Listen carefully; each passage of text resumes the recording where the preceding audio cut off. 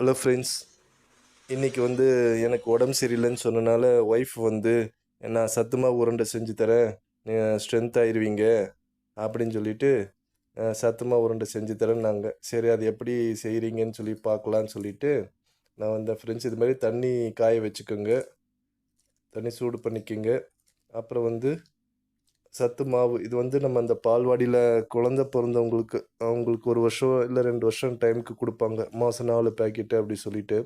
அது சாப்பிட்டா கொஞ்சம் ஸ்ட்ரென்த்து. அது ஒரு 5 கரண்டி போட்டுக்கோங்க. அப்புறம் நாட்டு சர்க்கரை இதில் சேர்க்கணும். ஒயிட்டு சர்க்கரை சேர்க்காதீங்க, நாட்டு சர்க்கரை சேர்த்து சாப்பிடுங்க, நல்லா டேஸ்ட்டாக இருக்கும். அதே மாதிரி இது செஞ்ச உடனே சாப்பிட்றணும். இதை வச்சு சாயந்தரம் சாப்பிட்லாம், நைட்டு சாப்பிட்லாம், நாளைக்கு சாப்பிட்லான்னு அப்படி சாப்பிடாதீங்க, கசப்பு வந்துடும். ஸோ அதனால் செஞ்ச உடனே சாப்பிட்றதுக்கு நீங்கள் பண்ணுங்கள். நாட்டு சர்க்கரை ஒரு 4 ஸ்பூன் போடுங்க.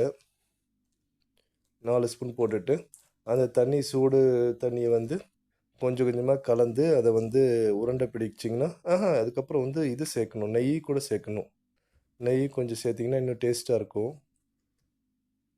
நெய் சேர்த்துட்டு கொஞ்சம் உருண்டை பிடிச்சிக்குங்க.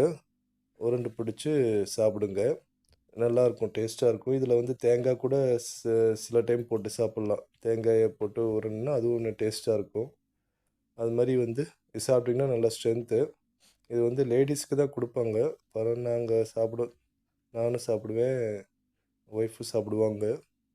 இதில் இப்போ தண்ணி ஊற்றி அப்படியே உருண்டை பிடிச்சிக்கோங்க. ரொம்ப தண்ணி ஊற்றிடாதீங்க, அப்புறம் குடிக்கிற மாதிரி ஆயிரும்.